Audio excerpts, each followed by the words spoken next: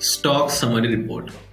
Inventory के अंदर आपके एक रॉ मटेरियल का जो भी प्रोसेस हो रहा है उसका पूरा एक साइकिल देखने को मिलता है इस रिपोर्ट में। तो चलिए देख लेते हैं ये रिपोर्ट आप कहां से एक्सेस कर सकते हैं। सबसे पहले आपको आपके ओनर्स डैशबोर्ड पे इन्वेंट्री में जाना होगा और इन्वेंट्री में रिपोर्ट्स के अंदर आपको स्टॉक समरी में जाना होगा। यहाँ पे आपको कुछ ऐसा रिपोर्ट दिखाया गया होगा जहाँ पे आप फिल्टर लगा सकते हैं रॉ मटेरियल नेम के हिसाब से, कैटेगरीज के हिसाब से, यूनिट में परचेज यूनिट, कंजम्पशन यूनिट के हिसाब से और डेट के हिसाब से। मैं फिलहाल सिलेक्ट कर रहा हूं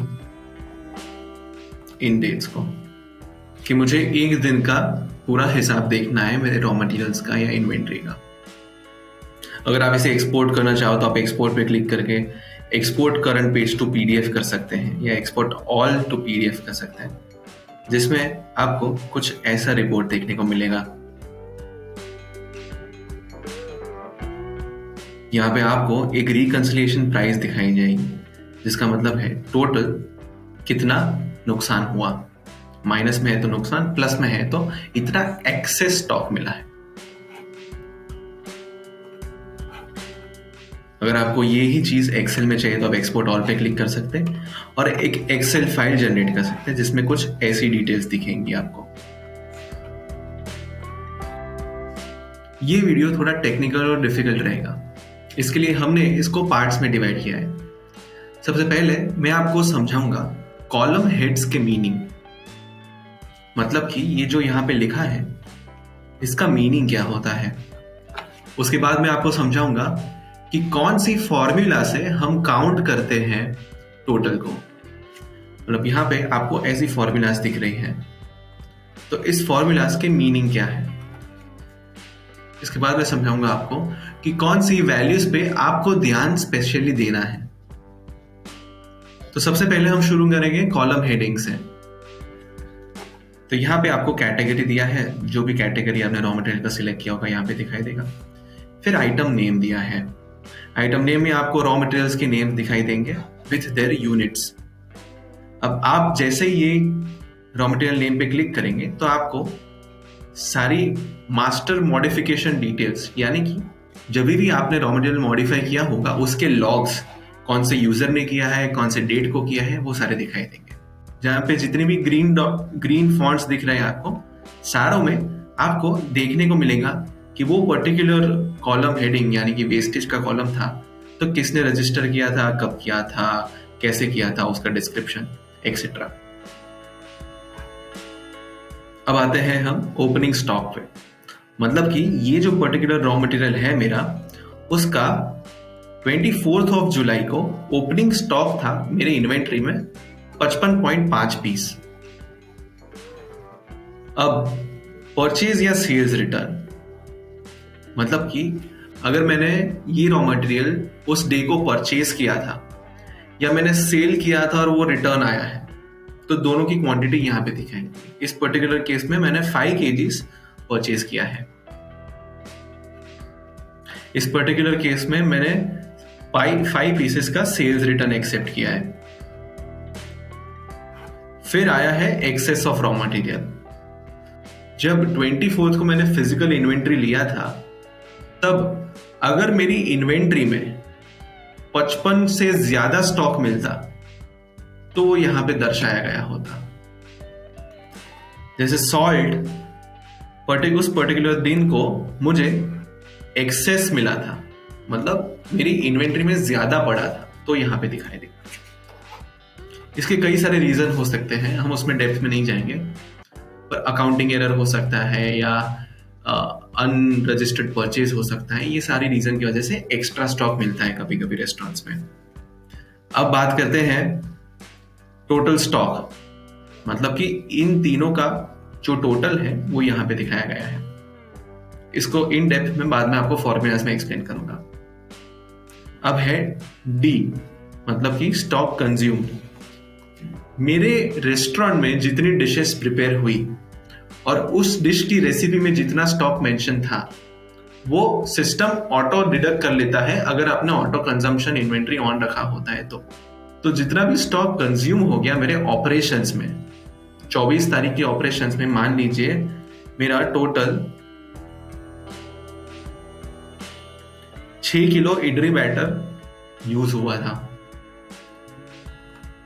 तो जैसे मैं इस पे क्लिक करूंगा मुझे दिखाई देगा इनवॉइस डेट, आइटम का नाम क्या था, कितनी क्वांटिटी में रॉ मटेरियल यूज हुआ था, इनवॉइस का नंबर क्या था और कौन सी डेट को यूज हुआ था। ये सारी चीजें मुझे यहाँ पे देखने को मिल जाएंगी। मतलब है ऑपरेशन में मेरा इडली बैटर 6000 ml यूज हुआ था।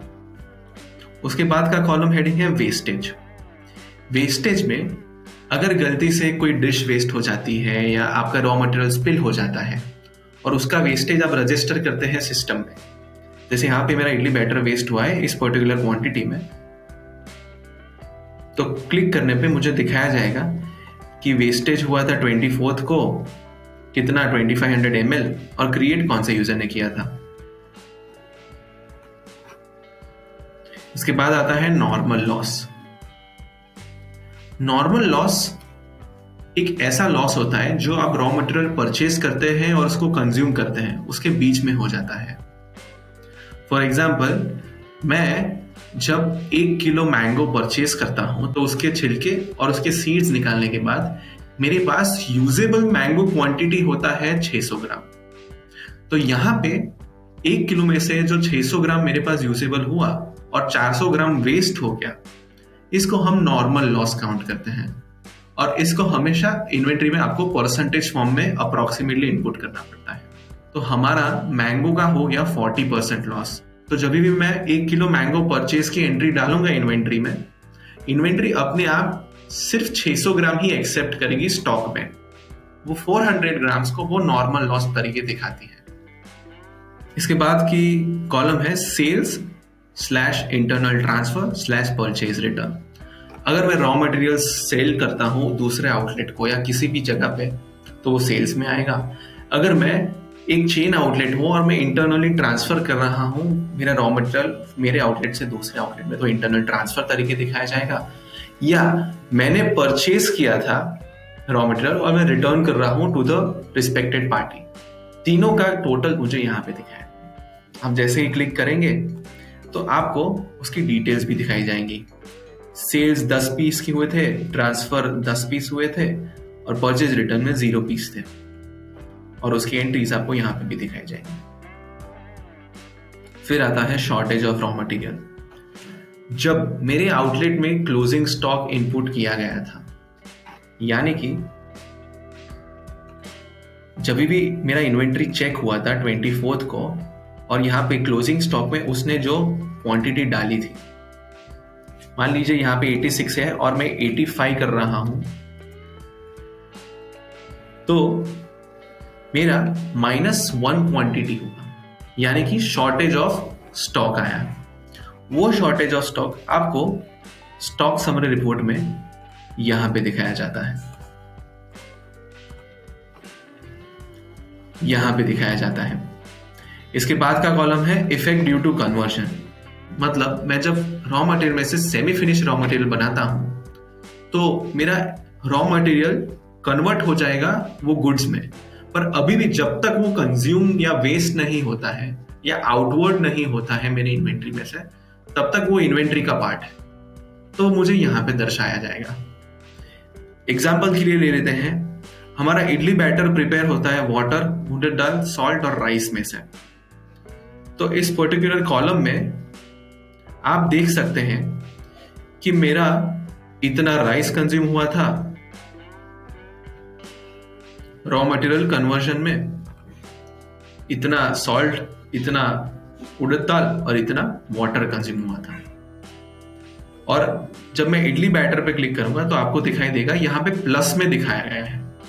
इसका मतलब है इडली बैटर जो रॉ मटेरियल एग्जिस्ट ही नहीं कर रहा था जब मैं परचेज कर रहा था तब, और कन्वर्ट करने के बाद जब वो एग्जिस्ट करना है तो उसकी एंट्री आपको प्लस में दिखेगी। और बाकी ये जो सारे रॉ मटेरियल्स थे वो एक्चुअली कंज्यूम हुए हैं ये रॉ मटेरियल बनाने में, तो उसकी एंट्री मुझे माइनस में दिख रही है। इसके बाद है टोटल कंज्यूम स्टॉक। ये भी एक फॉर्मूला है, मतलब जितना भी कंजम्पशन हुआ उन सारों का टोटल अमाउंट मुझे यहाँ पे दिखाया गया। अब कॉलम हेडिंग है नेट स्टॉक सिस्टम। हमने इन्वेंट्री में एक ऑप्शन दिया है ऑटो कंजम्पशन। जैसे ही आप ऑटो कंजम्पशन ऑन करते हैं, एक डिश की एक रेसिपी आप डिफाइन करते हैं और उसमें मेंशन क्वांटिटी के हिसाब से एक आइडियल क्वांटिटी का टोटल मिलता है आपको at the end of the day. यानी कि अगर मेरी एक इडली में 100 ml बैटर जा रहा है और मैंने 10 इडली सेल की है आज के दिन में, तो 1000 ml मेरा एक्चुअल स्टॉक कंजम्पशन होना चाहिए था, यानी कि आइडियल। और एक होता है मेरा एक्चुअल स्टॉक कंजम्पशन। मतलब कि इस पर्टिकुलर डेट को जब रात को क्लोजिंग के वक्त मैं देखूंगा सिस्टम में कि मेरे पास कितना रॉ मटेरियल बचा है, मेरे पास इडली बैटर अभी भी 500 ml बचा है एक्सेस में।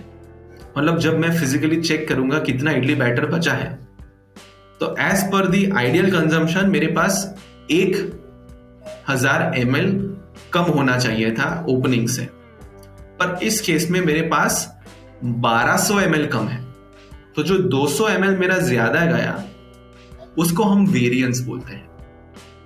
तो हमारा आइडियल कंजम्पशन स्टॉक मुझे नेट स्टॉक सिस्टम में दिखाया जाता है और मेरा एक्चुअल कंजम्पशन मुझे यहां पे दिखाया जाता है, और इन दोनों का जो डिफरेंस हमने बोला वो मुझे यहाँ पे डिफरेंस कॉलम में दिखाया जाएगा। इसमें आपको डिफरेंस की पूरी डिटेल्स भी समझाई जाएंगी कि क्या वो रॉ मटेरियल सेल्स में डिफरेंस था, या क्या वो कंजम्पशन में डिफरेंस था, या क्या वो वेस्टेज में डिफरेंस आया, कहां से डिफरेंस हुआ।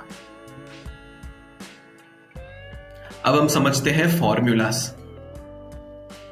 तो ये जो आपको ए, बी और सी दिख रहा है, ये तीनों एंट्री अगर आप ध्यान से देखेंगे तो आपको पता चलेगा ये इनवर्ड एंट्री है। इसका मतलब है स्टॉक आउटलेट में आ रहा है और इसका जो टोटल है वो यहां पे दर्शाया गया है, ए प्लस बी प्लस सी। तो सिस्टम के लिए स्टॉक सिंपल दो लैंग्वेज में पढ़ा जाता है, एक होता है प्लस और एक होता है माइनस।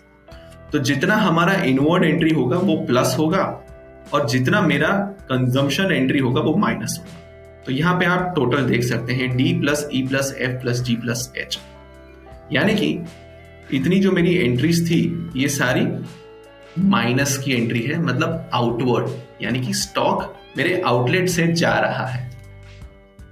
तो ये हो गई हमारी प्लस और माइनस की एंट्रीज और उनके टोटल्स। अब ये जो दोनों टोटल है, ये टोटल और ये टोटल, इनका एडिशन सब्ट्रैक्शन होने के बाद जो ग्रैंड टोटल आता है वो यहां पे दर्शाया गया है नेट स्टॉक कैलकुलेटर में। और नेट स्टॉक सिस्टम में एज पर द रेसिपी जो आइडियल था वो दर्शाया गया है। इन दोनों का डिफरेंस मुझे यहां पे दिखाई दिया। तो काफी सिंपल, पहले प्लस लिया उसका टोटल किया, फिर माइनस लिया उसका टोटल किया, फिर उनका डिफरेंस निकाला, उसको कंपेयर किया आइडियल के साथ, और उसका डिफरेंस जो फाइनल हमारा डिफरेंस था वो यहां पे दिखाया।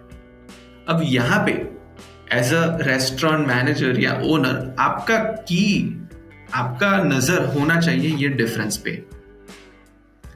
अगर माइनस है उसका मतलब है उतना लॉस हुआ है आपका, और अगर प्लस है उसका मतलब है कुछ प्रॉब्लम है आपकी एंट्री या अकाउंटिंग में, और वो भी एक टाइप का लॉस ही है।